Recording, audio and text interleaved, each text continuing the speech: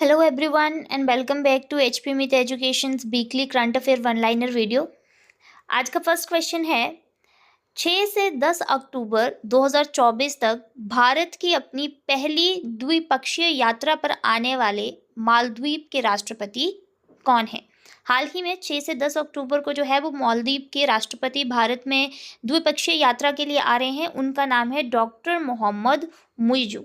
Doctor Mohammad Muizzu जो हैं वो वर्तमान समय में मालदीव के राष्ट्रपति हैं और ये द्विपक्षीय वार्तालाप के लिए भारत आएंगे और यहाँ पर आकर के भारत के प्रधानमंत्री श्री नरेंद्र मोदी जी से ये मुलाकात करेंगे और इस द्विपक्षीय यात्रा में वो मुंबई और बेंगलुरु में भी दौरा करेंगे। नेक्स्ट क्वेश्चन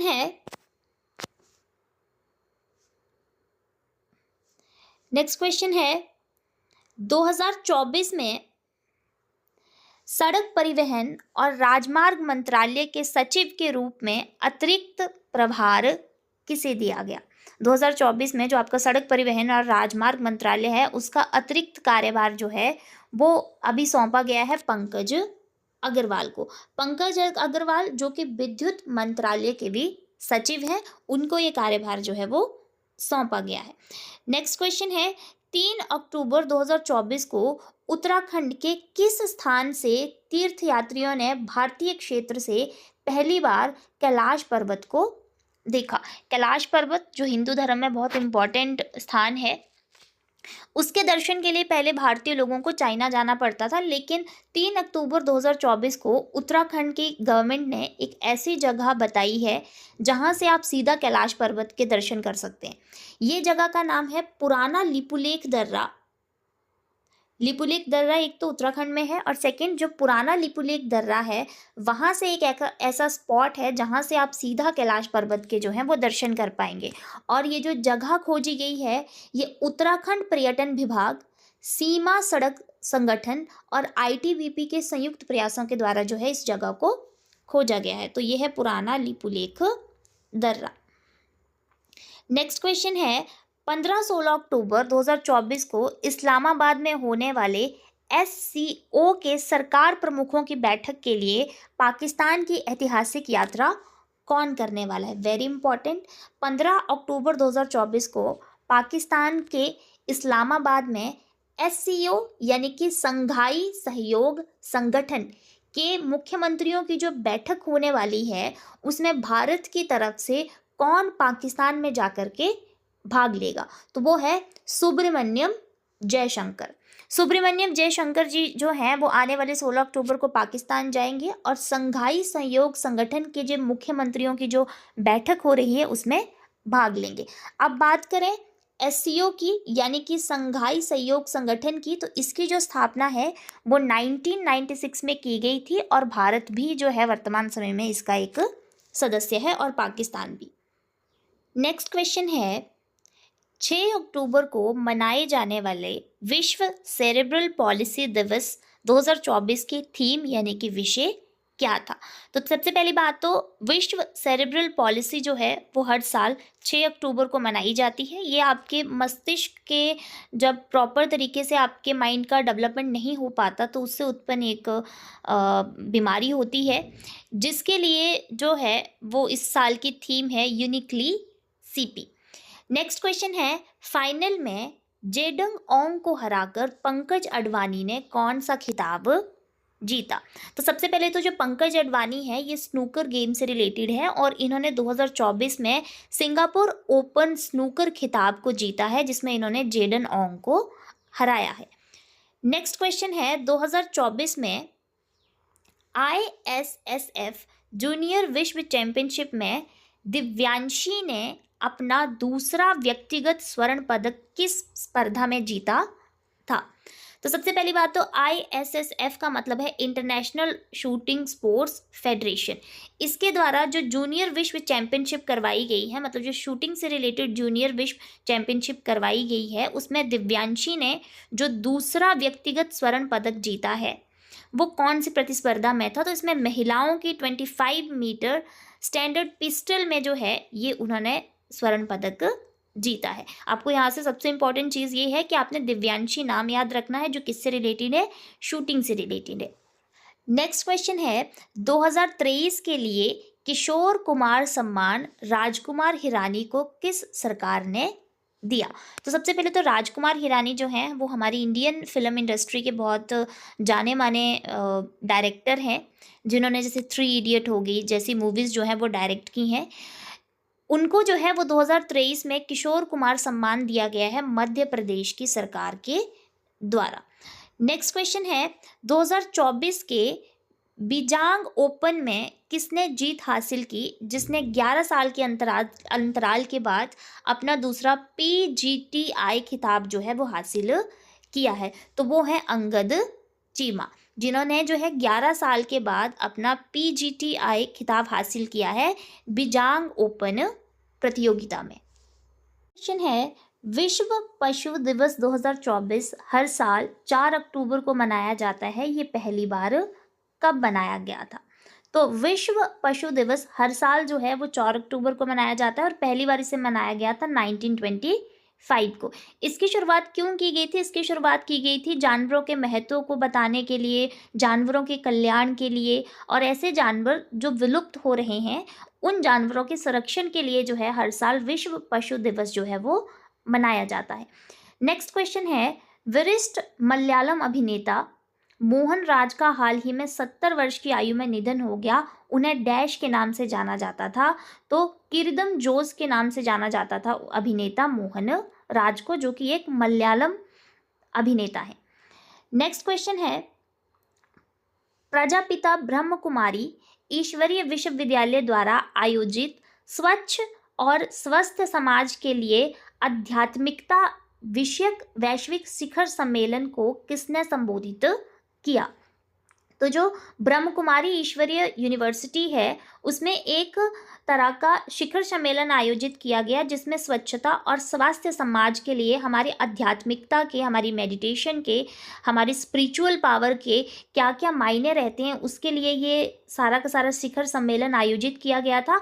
इसको जो संबोधित किया वो भारत की राष्ट्रपति द्रौपदी मुर्मू जी ने संबोधित किया है। नेक्स्ट क्वेश्चन है 4 से 10 अक्टूबर तक मनाए जाने वाले विश्व अंतरिक्ष सप्ताह 2024 का विषय क्या है? यानी कि जो 2024 में विश्व अंतरिक्ष सप्ताह मनाया गया है उसकी थीम क्या है? तो उसकी थीम है अंतरिक्ष और जलवायु परिवर्तन। इंपॉर्टेंट क्वेश्चन है। अक्टूबर में जो ये सप्ताह पूरा का पूरा विश्व अंतरिक्ष सप्ताह मनाया जाता है, इसकी शुरुआत 1999 में संयुक्त राष्ट्र महासभा के द्वारा की गई थी और इसका इस साल की थीम है अंतरिक्ष और जलवायु परिवर्तन। क्वेश्चन है राकेश शर्मा के उत्तराधिकारी के रूप में भारतीय समाचार पत्र सोसाइटी के अध्यक्ष के रूप में किसे चुना गया? इंडियन न्यूज़पेपर सोसाइटी के जो नए अध्यक्ष हैं वो किसे बनाया गया? तो MB श्रेयस कुमार को जो है वो इंडियन न्यूज़पेपर सोसाइटी का जो है वो नया अध्यक्ष बनाया गया है। राकेश शर्मा के स्थान पर इन्हें बनाया गया है। नेक्स्ट क्वेश्चन है भारतीय खाद्य निगम द्वारा आपूर्ति श्रृंखला प्रबंधन में क्रांति लाने के लिए लॉन्च की गई नई माइक्रो सर्विस आधारित प्रणाली का नाम क्या है? भारतीय खाद्य निगम यानी कि FCI, इसके द्वारा जो है वो अन्न दर्पण नामक एक नई प्रणाली, एक नया सिस्टम जो है वो शुरू किया गया है, जो कि स्थान लेगा आपकी डिपो ऑनलाइन सिस्टम का। पहले ये खाद्य आपूर्ति के लिए प्रयोग करता था डिपो ऑनलाइन सिस्टम, लेकिन अब डिपो ऑनलाइन सिस्टम की जगह पर ये अन्न दर्पण सिस्टम जो है वो चलाया गया है भारतीय खाद्यान्न निगम के द्वारा। नेक्स्ट क्वेश्चन है कौन से 2 संगठनों ने 15 संस्थानों में सौर ऊर्जा लागू करने के लिए एक समझौता ज्ञापन पर हस्ताक्षर किए हैं, जिसमें NTPC विद्युत व्यापार निगम की छत पर सौर पैनल लगाए जाएंगे? तो ऐसे 2 संस्थान हैं ICMR और NTPC। ये जो पूरा का पूरा समझौता ज्ञापन किया गया है ये प्रधानमंत्री स्वच्छ और हरित भविष्य मिशन के अंतर्गत किया गया है, जिसके अंतर्गत 15 संस्थानों में सौर ऊर्जा को बढ़ावा देने के लिए, सौर ऊर्जा को लागू करने के लिए ये ज्ञापन पर हस्ताक्षर किए हैं ICMR यानी कि Indian council of medical research और NTPC के द्वारा जो है ये हस्ताक्षर किए गए हैं। नेक्स्ट क्वेश्चन है विश्व शिक्षक दिवस किस दिन मनाया जाता है? तो विश्व शिक्षक दिवस जो है वो हर साल 5 अक्टूबर को मनाया जाता है। नेक्स्ट क्वेश्चन है, कौन से चिड़ियाघर ने वन्यजीव संरक्षण के बारे में जागरूकता बढ़ाने के लिए साइक्लोथॉन और फोटोग्राफी प्रदर्शनी जैसे कार्यक्रमों के साथ 70वें वन्यजीव सप्ताह समारोह का शुभारंभ किया? तो ऐसे कौन सा चिड़ियाघर है जिसने ये किया ताकि वन्यजीव संरक्षण के बारे में लोगों को ज़्यादा से ज़्यादा अवेयर किया जाए? साइक्लोथॉन और फोटोग्राफी प्रदर्शनी जैसे कार्यक्रमों को जो है वो शुरुआत की, तो वो है मैसूर चिड़ियाघर। नेक्स्ट क्वेश्चन है, हाल ही में किस देश को अपनी तटीय रक्षा क्षमताओं को बढ़ाने के उद्देश्य से अमेरिका निर्मित हार्पून मिसाइल सिस्टम का पहला बैच प्राप्त हुआ है? सबसे पहले तो हार्पून मिसाइल जो है, ये हार्पून मिसाइल सिस्टम जो है ये एक एंटी शिप क्रूज मिसाइल है जो कि सभी मौसमों में जो है वो मार कर सकती है। इसके लिए जो पहला बैच दिया गया है वो दिया गया है ताइवान देश को, हार्पून मिसाइल सिस्टम है। पेरू में आयोजित ISSF जूनियर विश्व शूटिंग चैंपियनशिप में भारतीय निशानेबाजों ने कुल कितने पदक जीते? तो इंटरनेशनल शूटिंग स्पोर्ट्स फेडरेशन के द्वारा जो जूनियर विश्व शूटिंग चैंपियनशिप करवाई गई है पेरू के लीमा शहर में जो है पेरू के, ये करवाई गई है। उसमें भारत ने कुल कितने मेडल जो हैं वो जीते हैं? तो भारत ने उसमें टोटल 24 मेडल जो हैं वो जीते हैं, जिसमें से 13 गोल्ड मेडल हैं, 3 सिल्वर मेडल हैं और 8 जो हैं वो ब्रॉन्ज मेडल भारत ने इस प्रतियोगिता में जीते हैं। तो इन्हीं के साथ टोटल इस प्रतियोगिता में 24 मेडल जो हैं वो भारत के शूटिंग खिलाड़ियों ने वहाँ पर जीते हैं। नेक्स्ट क्वेश्चन है, 2024 में चीन ओपन महिला एकल खिताब किस टेनिस खिलाड़ी ने जीता? तो अमेरिका के खिलाड़ी कोको गॉफ ने जो है ये चीन ओपन महिला एकल खिताब 2024 जीता है। नेक्स्ट क्वेश्चन है, WHO के दक्षिण पूर्वी एशिया क्षेत्रीय समिति के 77वें सत्र के अध्यक्ष के रूप में किसे चुना गया है? इंपॉर्टेंट क्वेश्चन है। WHO यानी कि वर्ल्ड हेल्थ ऑर्गेनाइजेशन के द्वारा जो दक्षिणी पूर्वी एशिया यानी कि साउथ ईस्ट एशिया की जो क्षेत्रीय समिति है, जिसकी 77वीं बैठक जो है जो होनी है, उसकी अध्यक्षता कौन करेंगे? तो भारत के जो केंद्रीय स्वास्थ्य मंत्री हैं जगत प्रकाश नड्डा जी जो हैं वो इस सत्र की अध्यक्षता करेंगे, जो कि एक क्या है, साउथ ईस्ट एशिया का एक सत्र होगा, WHO के द्वारा करवाया जाएगा, जिसकी अध्यक्षता करेंगे जगत प्रकाश नड्डा। जगत प्रकाश नड्डा जी इसलिए भी इम्पॉर्टेंट है क्योंकि ये हिमाचल से संबंध रखते हैं और इस समय में ये केंद्रीय स्वास्थ्य मंत्री के पद पर अपॉइंटेड है। नेक्स्ट क्वेश्चन है, 31 मार्च 2026 तक श्रीलंका की पुरुष क्रिकेट टीम के मुख्य कोच के रूप में किसे नियुक्त किया गया है? तो वो है सनथ जयसूर्या। सनथ जयसूर्या जो है वो पूर्व श्रीलंकाई कैप्टन है और ये ऑलराउंडर रह चुके हैं वहाँ की क्रिकेट टीम के, और उन्हें 2026 तक जो है वो पुरुष क्रिकेट टीम का जो मुख्य कोच है, मेन कोच जो है वो उन्हें नियुक्त किया गया है, सनथ जयसूर्या को। नेक्स्ट क्वेश्चन है, हाल ही में संन्यास की घोषणा करने वाली दीपा कर्मकार किस खेल से जुड़ी हुई हैं? तो हाल ही में संन्यास लेने वाली दीपा जी जो हैं वो जिम्नास्टिक खेल से रिलेटेड है और इन्होंने 2014 की कॉमनवेल्थ गेम में जो है वो ब्रॉन्ज मेडल भी भारत के लिए जीता था और ये जिम्नास्टिक गेम से रिलेटेड है, तो इसलिए जो है ये इम्पॉर्टेंट हो जाती हैं। नेक्स्ट क्वेश्चन है, जर्मनी में भारत के अगले राजदूत के रूप में किसे नियुक्त किया गया? तो जर्मनी के जो अगले राजदूत रहेंगे अजित विनायक गुप्ते जी को जो है वो जर्मनी के अगले राजदूत के रूप में नियुक्त किया गया है। ये जो है वो इंडियन IFS अधिकारी हैं, यानी कि इंडियन फॉरेन सर्विसेज के अधिकारी रह चुके हैं और अब इन्हें 2024 में जर्मनी के राजदूत के रूप में नियुक्त किया गया है। नेक्स्ट क्वेश्चन है, बिशंबर प्रसाद श्रेष्ठ के सेवानिवृत्ति होने के बाद नेपाल के मुख्य न्यायाधीश के रूप में किसे नियुक्त किया गया? तो अब नेपाल के जो मुख्य न्यायाधीश रहेंगे वो रहेंगे प्रकाश मान सिंह राउत। नेक्स्ट क्वेश्चन है, भारतीय वायुसेना दिवस किस दिन मनाया जाता है? तो भारतीय वायुसेना दिवस यानी कि इंडियन एयरफोर्स डे जो है वो हर साल जो है वो 8 अक्टूबर को मनाया जाता है। इंडियन एयरफोर्स की स्थापना जो थी वो 8 अक्टूबर 1932 को हुई थी। तो इसी चीज़ को सेलिब्रेट करने के लिए हर साल 8 अक्टूबर को जो है हम इंडियन एयरफोर्स डे मनाते हैं। इस साल जो है इसे चेन्नई के मरीन बीच के ऊपर सेलिब्रेट किया गया, जहाँ पे एयरफोर्स ने जो है वो बहुत से चीज़ें भी वहाँ पे की। नेक्स्ट क्वेश्चन है, अक्टूबर अक्टूबर में किस देश ने भारत के साथ द्विपक्षीय निवेश संधि पर हस्ताक्षर किए थे? तो ये क्वेश्चन हमने अपनी शॉर्ट वीडियो में भी डिस्कस किया था। अगर आप हमारे चैनल पर हैं तो आप हमारे चैनल पर शॉर्ट वीडियोस भी देख सकते हैं। तो अक्टूबर में भारत ने संयुक्त अरब अमीरात यूएई के साथ जो है ये द्विपक्षीय समझौते पर हस्ताक्षर किए हैं। तो यहाँ पे यूएई संयुक्त अरब अमीरात राइट हो जाएगा। नेक्स्ट क्वेश्चन है, 2024 में फिजियोलॉजी या मेडिसिन के लिए नोबेल पुरस्कार किसने जीता, जिन्होंने mRNA माइक्रो RNA की खोज की है? तो वो हैं अमेरिका के 2 बायोलॉजिस्ट जिनका नाम है विक्टर एम्ब्रॉस और गैरी रुबकुन। नेक्स्ट क्वेश्चन है, भारतीय वायुसेना दिवस कब मनाया जाता है? तो ये क्वेश्चन हमने पीछे भी हमने डिस्कस किया कि भारतीय वायुसेना दिवस जो है वो हर साल 8 अक्टूबर को मनाया जाता है, क्योंकि 8 अक्टूबर 1932 को भारतीय वायुसेना की स्थापना हुई थी। और साथ ही साथ जो 2024 का भारतीय सेना दिवस है, वायुसेना दिवस, ये चेन्नई की मरीन बीच के ऊपर जो है वो मनाया जाएगा, जहाँ पर एयर शो भी देखने को मिलेगा, मना लिया गया है। नेक्स्ट क्वेश्चन है,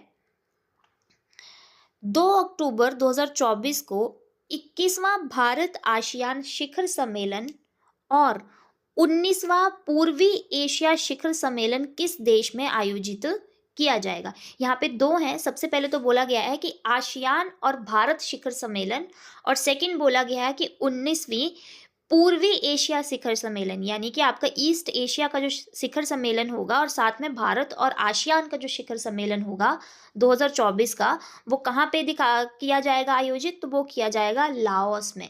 अब यहाँ पे इंपॉर्टेंट रहता है आसियान। आसियान क्या है? तो आसियान है आपका साउथ ईस्ट एशिया नेशन का एक संगठन है। दक्षिणी पूर्वी एशियाई जो राष्ट्र हैं, आपके देश हैं, उनका एक संगठन है जिसकी स्थापना 8 अगस्त 1967 को हुई थी। कब हुई थी? 1967 को, 8 अगस्त 1967 को। और इसका जो मुख्यालय है वो है जकार्ता में। फर्स्ट चीज़। सेकंड चीज़, आसियान देशों के जो सदस्य हैं, भारत उसमें इसका सदस्य नहीं है, लेकिन फिर भी आसियान और भारत का एक शिखर सम्मेलन हो रहा है जो कि कहाँ पे होगा? लाओस में। नेक्स्ट क्वेश्चन है, विकास नीति वित्त पोषण। विकास नीति वित्त पोषण कार्यक्रम के तहत श्रीलंका को 200 मिलियन अमेरिकी डॉलर का पैकेज किस संगठन ने प्रदान किया है? तो वित्त पोषण के लिए श्रीलंका को 200 मिलियन डॉलर का एक पैकेज दिया गया है, जो कि दिया गया है विश्व बैंक के द्वारा, यानी कि वर्ल्ड बैंक के द्वारा। अब यहाँ पे इंपॉर्टेंट हो जाता है वर्ल्ड बैंक। वर्ल्ड बैंक सबसे पहले तो इसकी स्थापना कब की गई थी? तो 1944 में इसकी स्थापना की गई थी, और इसका जो मुख्यालय है वो है वॉशिंगटन DC USA में, यानी कि अमेरिका में। अब एक और क्वेश्चन इससे रिलेटेड रहता है कि विश्व बैंक को एक और नाम से जाना जाता है IBRD, यानी कि international bank of reconstruction and development. इस नाम से भी इसको जाना जाता है। तो वर्ल्ड बैंक का आपने एक और नाम भी याद रखना है, international bank for reconstruction and development. Next question है, भारतीय वायुसेना का 92वां स्थापना दिवस जो है वो इस बार कहाँ मनाया गया? 2024 में कहाँ पे मनाया गया? ठीक है, तो तांबरम वायुसेना स्टेशन जो कि चेन्नई में ही है, जो कि हमने फर्स्ट में भी किया यहाँ पे कि 8 अक्टूबर को मनाया गया है। तो ये जो तांबरम वायुसेना स्टेशन है ये कहाँ पे है? आपके चेन्नई में है। तो यहाँ पे तांबरम वायुसेना स्टेशन, और ब्रैकेट में लिख लेना आपने चेन्नई। नेक्स्ट क्वेश्चन है, कौन से चिड़ियाघर को रेड पांडा कार्यक्रम को वाजा संरक्षण पुरस्कार 2024 के लिए फाइनलिस्ट के रूप में चुना गया है। तो भारत का ऐसा कौन सा चिड़ियाघर है जिसके रेड पांडा कार्यक्रम को वाजा संरक्षण पुरस्कार 2024 के लिए फाइनल किया गया है? अब सबसे पहले तो वाजा संरक्षण पुरस्कार क्या होता है? वाजा एक संस्था है एक तरह की, जिसमें ये चीज़ डिसाइड की जाती है कि किन किन जानवरों को, किन किन जानवरों की प्रजातियों को जो है वो संरक्षण पुरस्कार दिया जाएगा। तो वाजा की फुल फॉर्म है वर्ल्ड एसोसिएशन ऑफ जू एंड एक्वेरियम्स। तो इसके अंतर्गत जो है वो 2024 में एक रेड पांडा कार्यक्रम है जो कि रिलेटेड है पद्माजा नायडू हिमालयन चिड़ियाघर से।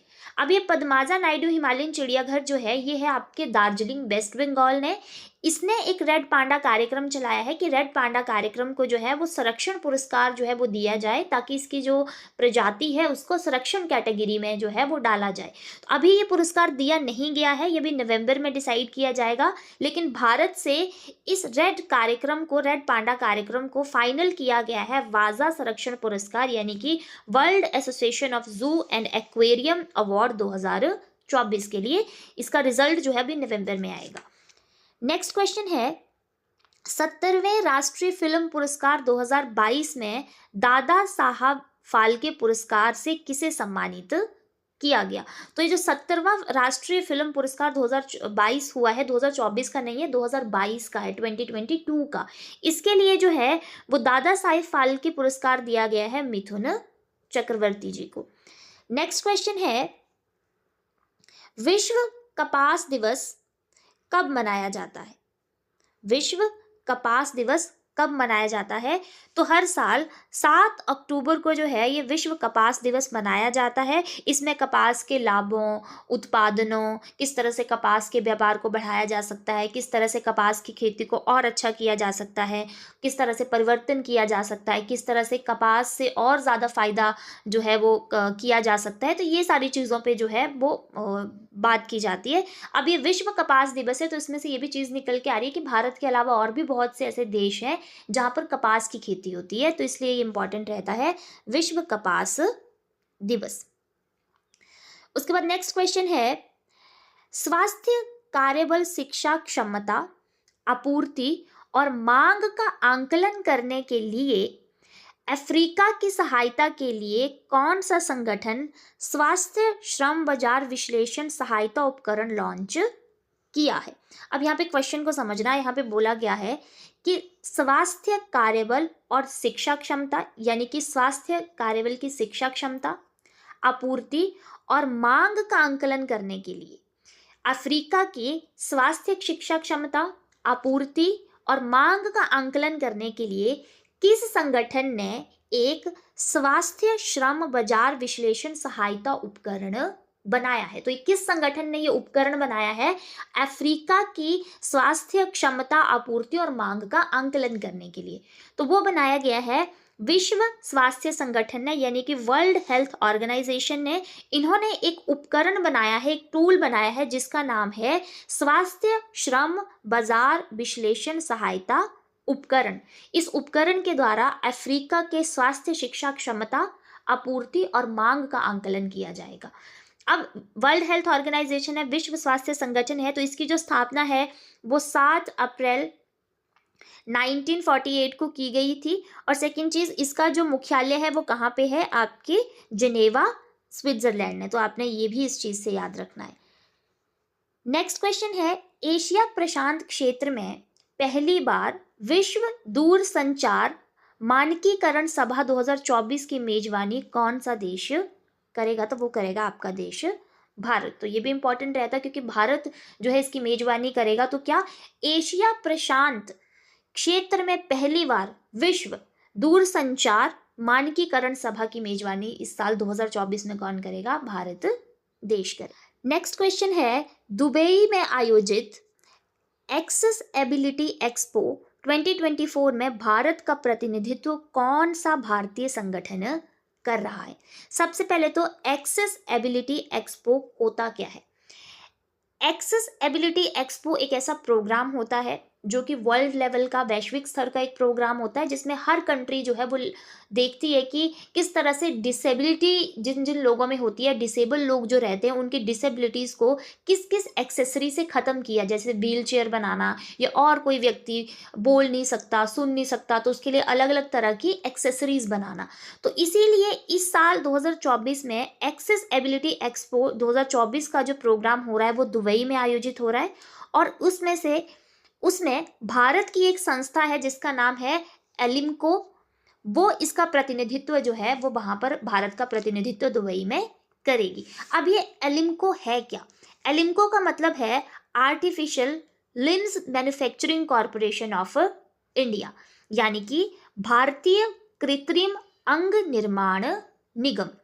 ये एक निगम है, एक संस्था है जो गवर्नमेंट के अंडर काम करती है, जिसका मतलब है जो आर्टिफिशियल अंग बनाती है, बॉडी पार्ट्स बनाएगी जो कि डिसेबल लोगों को मदद करेंगे। तो यही संस्था है artificial limbs manufacturing corporation of India, जो कि दुबई में आयोजित होने वाले एक्सेस एबिलिटी एक्सपो 2024 में भारत का प्रतिनिधित्व करेगी। क्वेश्चन है, मातृ स्वास्थ्य और परिवार नियोजन को बढ़ावा देने के लिए भारत को किस संगठन ने मान्यता दी है? तो भारत ने जो मातृ स्वास्थ्य और परिवार नियोजन को जो बढ़ावा दिया है, उसके लिए जो काम किए हैं, भारत ने जो उसके लिए प्रगति की है, उसके लिए UNFPA यानी कि यूनाइटेड नेशंस पॉपुलेशन फंड, या हिंदी में बोले संयुक्त राष्ट्र जनसंख्या कोष ने जो है वो भारत को मान्यता दी है। और बात रही UNFPA की स्थापना की, यूनाइटेड नेशंस पॉपुलेशन फंड की, तो 1967 में इसकी स्थापना हुई थी, लेकिन इसने अपना काम करना स्टार्ट किया था 1969 में। तो यहाँ पे राइट आंसर रहेगा संयुक्त राष्ट्र जनसंख्या कोष ने जो है वो भारत के इस नियोजन को बढ़ावा देने के लिए मान्यता दी है। नेक्स्ट क्वेश्चन है, प्रधानमंत्री गरीब कल्याण अन्न योजना के तहत जुलाई 2024 से दिसंबर 2028 तक जारी रखने के लिए केंद्रीय मंत्रिमंडल ने किस पहल को मंजूरी दे दी है? तो सबसे पहले तो प्रधानमंत्री गरीब कल्याण अन्न योजना शुरू कब की गई थी और इसकी शुरुआत करने का पर्पस क्या था?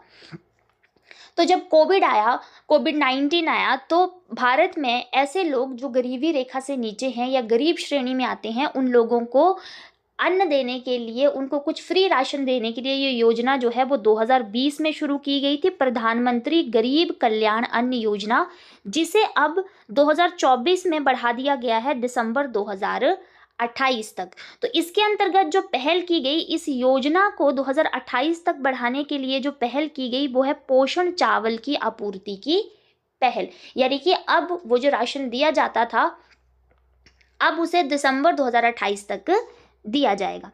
नेक्स्ट क्वेश्चन है, 2024 में प्रोटीन संरचना की भविष्यवाणी में उनके योगदान के लिए रसायन विज्ञान के लिए नोबेल पुरस्कार किसे दिया गया है? तो 2024 में आपको पता, हाल ही में जो नोबेल प्राइज़ हैं वो भी जो है वो अनाउंस कर दिए गए हैं, जिसमें रसायन विज्ञान के 3 वैज्ञानिकों को डेविड बेकर, डेमिस हस्बीस और जॉन एम जम्पर को जो है वो रसायन विज्ञान के लिए नोबेल प्राइज़ 2024 दिया गया है। नोबेल प्राइज़ जो कि फर्स्ट टाइम कब दिया गया था? 1901 में। नेक्स्ट क्वेश्चन है, भारत के 4,500 साल पुराने समुद्री इतिहास को प्रदर्शित करने के लिए राष्ट्रीय समुद्री विरासत परिषद के विकास को मंत्रिमंडल ने कहाँ मंजूरी दी? तो सबसे पहले तो बात की गई है 4,500 साल पुराने समुद्री इतिहास को। अब समुद्री इतिहास को इसको जोड़ा गया है, ये जो पहल शुरू की गई है राष्ट्रीय समुद्री विरासत परिषद ने के विकास के लिए, जो मंत्रिमंडल ने पहल शुरू की है, ये की है लोथल, गुजरात में। अगर आप हिस्ट्री सब्जेक्ट आपने पढ़ा होगा तो सिंधु सिविलाइजेशन में आपने लोथल बंदरगाह पढ़ी होगी, जो कि सिंधु घाटी सभ्यता में एक इम्पॉर्टेंट बंदरगाह मानी जाती थी। उनका जितना भी समुद्री व्यापार होता था वो ज़्यादातर लोथल से ही होता था, लोथल बंदरगाह से। तो इसी को समुद्री इतिहास को प्रदर्शित करने के लिए जो है वो वहाँ का विकास करने के लिए, लोथल गुजरात का विकास करने के लिए जो है वो इस पहल को मंजूरी दी गई है। नेक्स्ट क्वेश्चन है, भारतीय नौसेना और इतालवी नौसेना के बीच पहला बाहक अभ्यास किस भारतीय राज्य में शुरू हुआ? तो भारतीय नौसेना यानी कि इंडियन नेवी और इतालवी नेवी के बीच में पहला बाहक अभ्यास जो है वो गोवा राज्य में शुरू हुआ है। गोवा राज्य के जो तटवर्ती एरिया है, जो तट के साथ लगता हुआ एरिया है, जो तट के साथ लगता हुआ समुद्र है, वहां पर ये जो है दोनों नेवीज के बीच में जो है ये अभ्यास किया जाएगा। किस किस के बीच में? भारतीय नौसेना और इतालवी नौसेना गोवा राज्य में, भारत के गोवा राज्य में 2024 में आयोजित करवाया जाएगा। नेक्स्ट क्वेश्चन है, भारत के सबसे बड़े समूहों में से एक टाटा सन्स के अध्यक्ष रतन टाटा जी का 86 वर्ष की आयु में निधन हो गया है। रतन टाटा को किस वर्ष पद्म विभूषण मिला था?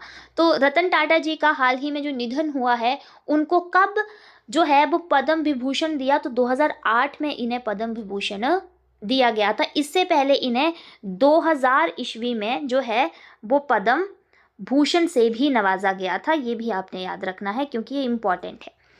ठीक है भाई, तो रतन टाटा जी को 2000 में पद्म भूषण और 2008 में जो है पद्म विभूषण से नवाजा गया था। नेक्स्ट क्वेश्चन है, अंतर्राष्ट्रीय बालिका दिवस, इंटरनेशनल गर्ल डे कब मनाया जाता है? तो ये 11 अक्टूबर को मनाया जाता है। इसी के साथ आपको राष्ट्रीय बालिका दिवस भी याद रखना है। राष्ट्रीय बालिका दिवस जो है ये हर साल 24 जनवरी को मनाया जाता है। भारतीय अगर बालिका दिवस की बात करें तो ये 24 जनवरी को मनाया जाता है और इसकी जो शुरुआत की गई थी वो 2008 से की गई थी। अब 24 जनवरी ही क्यों मनाया गया, इसी दिन क्यों मनाया जाता है भारतीय बालिका दिवस? तो 24 जनवरी 1966 को देश की पहली महिला प्रधानमंत्री इंदिरा गांधी जी ने शपथ ली थी। तो उस उपलक्ष्य पर जो है वो 2008 से हर साल 24 जनवरी को भारतीय बालिका दिवस या राष्ट्रीय बालिका दिवस जो है वो मनाया जाता है। और अगर इंटरनेशनल गर्ल डे या अंतर्राष्ट्रीय बालिका दिवस की बात की जाए तो वो हर साल 11 अक्टूबर को मनाया जाता है।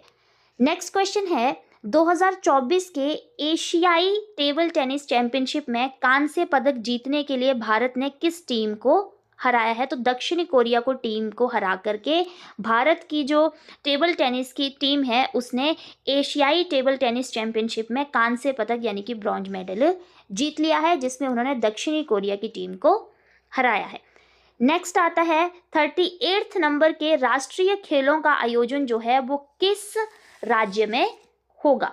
तो अभी हाल ही में 2024 की जो 38वीं राष्ट्रीय खेलें होंगी उनका आयोजन उत्तराखंड में करवाया जाएगा। अब ये डिसाइड कौन करता है?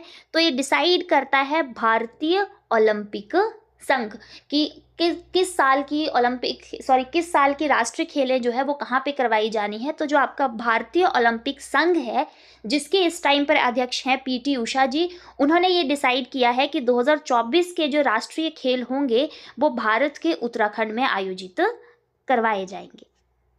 नेक्स्ट क्वेश्चन है, विश्व दृष्टि दिवस यानी कि वर्ल्ड साइट डे जो है वो 2024 में कब मनाया गया और उसकी थीम यानी कि उसका विषय क्या था? तो सबसे पहले तो 2024 में ये 10 अक्टूबर को जो है वो इस साल सेलिब्रेट किया गया और इसकी थीम थी इस साल बच्चों अपनी आंखों से प्यार करो। इस दिन जो है विश्व दृष्टि दिवस के दिन जो है वो ज़्यादातर अंधेपन का रीज़न क्या होता है, किस तरह से जो है वो अंधेपन के केसेस बढ़ रहे हैं, क्या ऐसे चीज़ें हो सकती हैं जिससे अंधेपन को कम किया जा सके, या फिर आँखों से जुड़ी समस्याओं के बारे में ज़्यादा से ज़्यादा लोगों को इस दिन जो है वो अवेयर किया जाता है। इस साल की थीम है जिसमें बच्चों को जो है बच्चों की आईसाइट को अच्छा रखने के लिए किस तरह से बच्चों में ज़्यादातर आजकल छोटे बच्चों में ही जो है वो अंधेपन का एक प्रॉब्लम आ रहा है, उसको कैसे कम किया जा सकता है, कैसे रोका जा सकता है। तो इसके लिए इस साल की थीम रखी थी बच्चों अपनी आंखों से प्यार करो। अब आगे बात करें कि पहली बार ये कब मनाया गया था, तो 1998 में पहली बार जो है वो विश्व दृष्टि दिवस जो है वो मनाया गया था।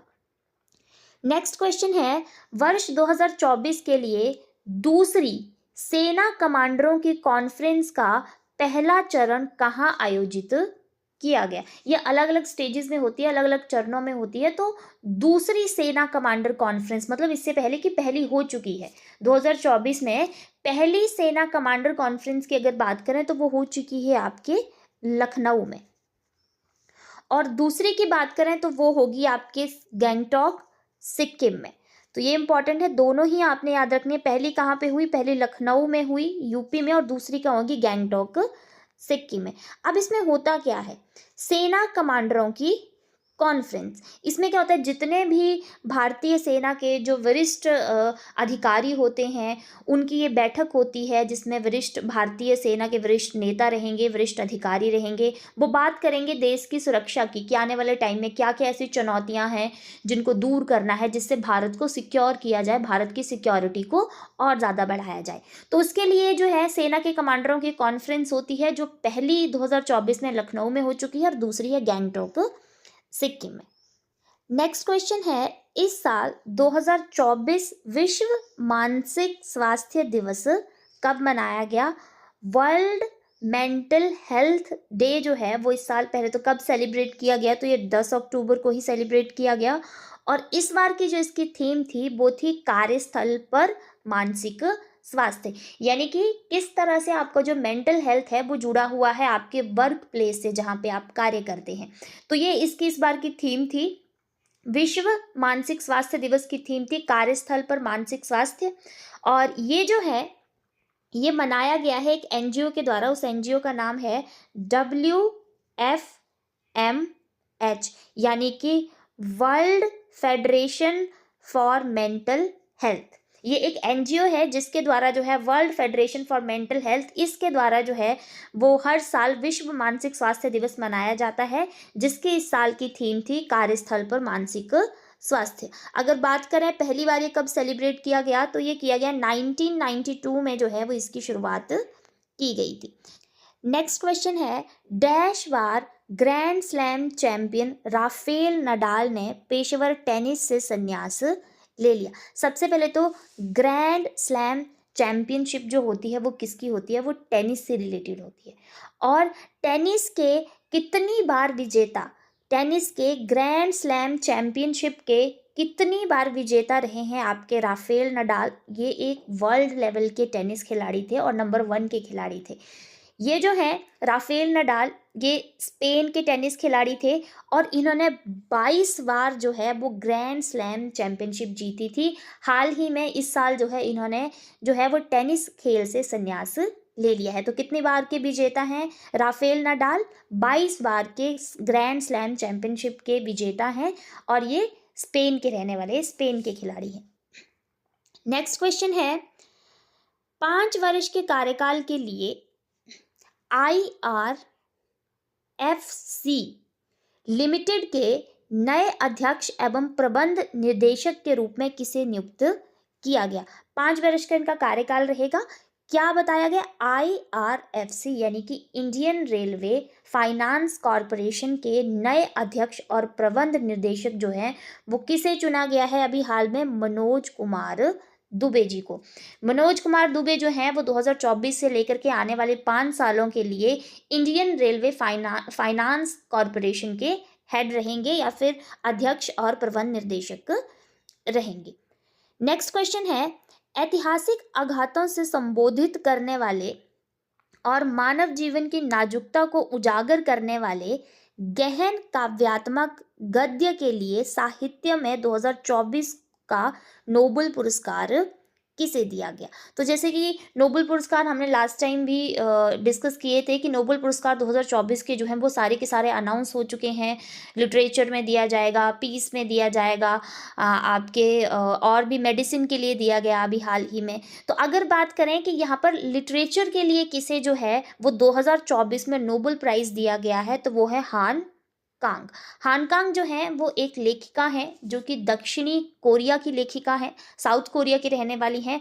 उनका एक लिटरेचर है जिसमें बताया गया कि किस तरह से हमारे जो हिस्टोरिकल ट्रॉमा रहते हैं, हमारे जो पुराने ट्रॉमा रहते हैं, वो हमें किस तरह से हमारे आने वाली जीवन को या हमारे आने वाले लाइफ को जो है वो नाजुक बनाते हैं, उनका इम्पैक्ट रहता है हमारे पूरे के पूरे लाइफ पर। इससे रिलेटेड ही एक लिटरेचर है जिसे हाल ही में 2024 का नोबेल प्राइज दिया गया है। हान कांग लेखिका हैं दक्षिण कोरिया की।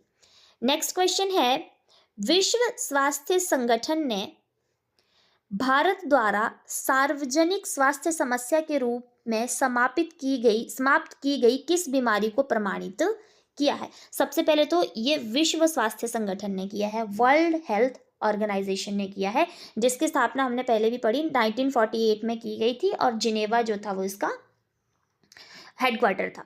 तो विश्व स्वास्थ्य संगठन ने भारत के द्वारा सार्वजनिक समस्या के रूप में समाप्त की गई किस बीमारी को, भारत ने एक सार्वजनिक बीमारी को समाप्त किया है, जिसकी समाप्ति की घोषणा किसने कर दी है? विश्व स्वास्थ्य संगठन ने कर दी है कि अब प्रॉपर रूप से ये जो समस्या है वो भारत से खत्म हो चुकी है, ये बीमारी, ये संक्रमण भारत से खत्म हो चुका है।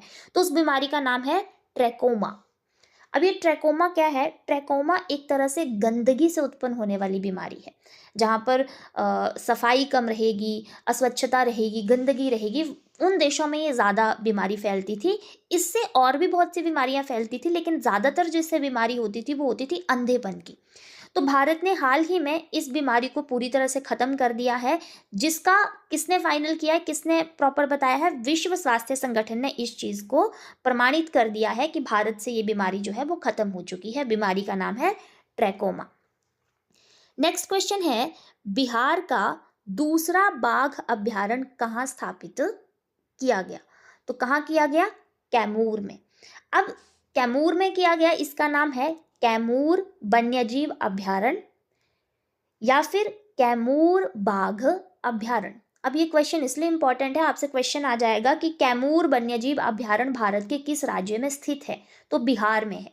ये दूसरा है, यानी कि पहला भी कोई ना कोई होगा। तो पहला है Valmiki tiger reserve, Valmiki tiger reserve, या फिर पूछा जाएगा कैमूर वन्यजीव अभ्यारण्य या कैमूर बाघ अभ्यारण्य। ये तीनों ही कहाँ पे हैं? दो, एक ही नाम है, कैमूर कैमूर एक ही के दो नाम है, और एक वाल्मीकि है। ये दोनों के दोनों जो हैं बाघ अभ्यारण्य जो हैं वो आपके कैमूर यानी कि बिहार, और दूसरा भी आपके बिहार में स्थित है। नेक्स्ट क्वेश्चन है, प्रधानमंत्री मोदी ने 4.0 के लिए उद्योग तैयार कार्यबल विकसित करने के उद्देश्य से भारतीय कौशल संस्थान का उद्घाटन कहाँ किया? किस चीज़ का उद्घाटन किया? भारतीय कौशल संस्थान का उद्घाटन किया। भारतीय कौशल संस्थान मतलब ऐसा संस्थान जो आपको स्किल्स की, अलग अलग प्रकार की स्किल सिखाएगा, आपको स्किल्ड करेगा। आपको अलग अलग एरिया में, अगर आपको कहीं जाना है, किसी फैक्ट्री में काम करना है, किसी कंपनी में काम करना है, तो किस तरह से आपकी अच्छी से अच्छी स्किल हो, इस चीज़ को डेवलप करेगा ये इंस्टीट्यूट। तो भारतीय कौशल संस्थान जो है वो हाल ही में मोदी जी ने स्टार्ट किया है मुंबई में, महाराष्ट्र बम्बई में। यहाँ पे होगा क्या? ये संस्थान फ्यूचर के लिए स्किल्ड लोग तैयार करेगा, जो कि उद्योगों का जो है वो नए नए तरीकों से उद्योगों में जाकर के काम करेंगे। तो कहाँ पे भारत कौशल संस्थान का उद्घाटन किया गया? हाल ही में बम्बई में। आज की वीडियो का लास्ट क्वेश्चन है, आकलन वर्ष 2024-25 के लिए कितने टैक्स ऑडिट रिपोर्ट दाखिल किए गए हैं? सबसे पहले तो टैक्स ऑडिट रिपोर्ट होते क्या हैं? तो नॉर्मल समझने के लिए, टैक्स ऑडिट रिपोर्ट एक ऐसी रिपोर्ट होती है जो कि किसी व्यक्ति या किसी संस्था के द्वारा टैक्स रिटर्न के लिए भेजी जाती है या की जाती है। तो भारत में 2024-25 में अगर टैक्स रिटर्न की बात करें तो कितनी ऑडिट रिपोर्ट आई हैं? 34 लाख टैक्स ऑडिट रिपोर्ट जो हैं वो भारत को इस साल आई है। तो ये थे इस वीक के टॉप 50 क्वेश्चन। अगर आपको ये वीडियो की weekly current affair video, one liner video का जो एक सीरीज़ है ये अच्छा लगा तो वीडियो को लाइक कीजिएगा, वीडियो को शेयर कीजिएगा, और ऐसी ही वीकली वीडियोज़ को देखने के लिए हमारे चैनल HP मित एजुकेशन को सब्सक्राइब कीजिएगा। Thank you.